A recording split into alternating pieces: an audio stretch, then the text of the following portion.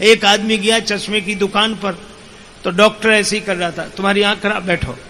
वो लेंस लगाता, पढ़ने में आया, पहले से थोड़ा ठीक है, दूसरा हाँ अब कुछ ठीक है, तीसरा हाँ ये बिल्कुल ठीक है।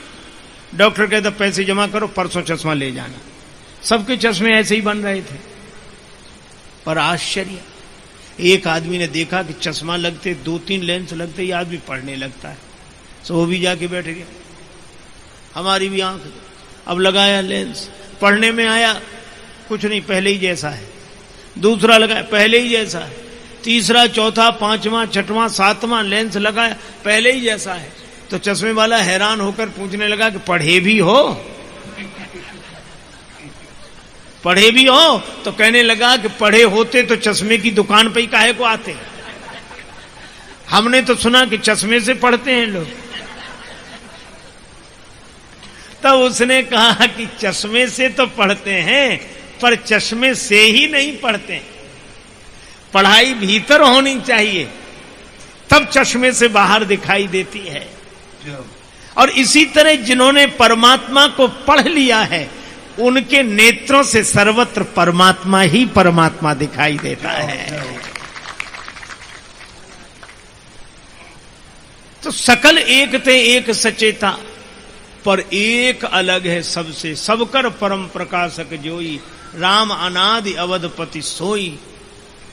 एक आदमी मरने लगा, मरते मरते उसने एक वसीयत लिखी कि मेरी संपत्ति का बंटवारा इस तरह हो, आधी संपत्ति बड़े बेटे को, चौथा हिस्सा छोटी बेटी को, छोटे बेटे को, पांचवा हिस्सा बेटी को। मर गया।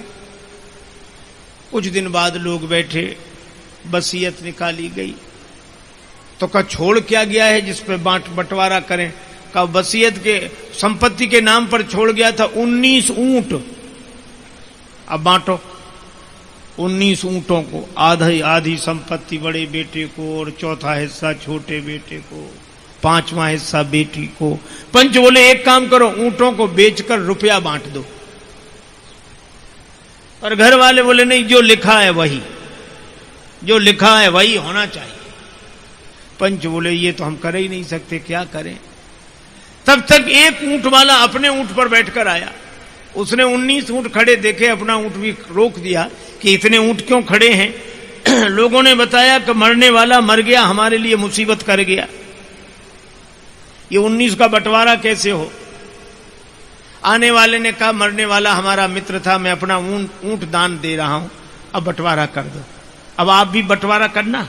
ऊंट हो गए 20, बांटो भाई। पंच बोले अभी बांट देते हैं। आधा हिस्सा बड़े बेटे को, तो 20 के आधे 10 दिए गए बड़े बेटे को, और चौथा हिस्सा छोटे बेटे को, तो 20 का चौथा हिस्सा 5 दिए गए छोटे बेटे को, 10 5 15, अब पांचवा हिस्सा बेटी को, 20 का पांचवा हिस्सा 4 ऊंट दिए बेटी को, 10 5 15 4 19। 20 में ऊंट वाला बोला हमारा हमको दे दो, तुम्हारा बंटवारा नहीं हो रहा था सो हो गया। अब आप देखो 20वां बटा नहीं, पर 20वें के बिना कुछ बटा भी नहीं।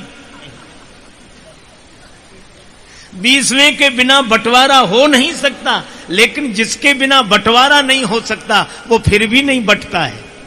जथा अनेकन वेश धरि नृत्य करे नट कोय, और जोई सोई भाव दिखावई आपन होय न सोय।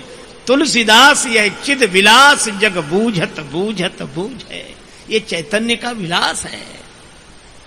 सबकर परम प्रकाशक जोई, राम अनादि अवधपति सोई, जिसका बंटवारा होता नहीं हो। पूर्ण मदः पूर्ण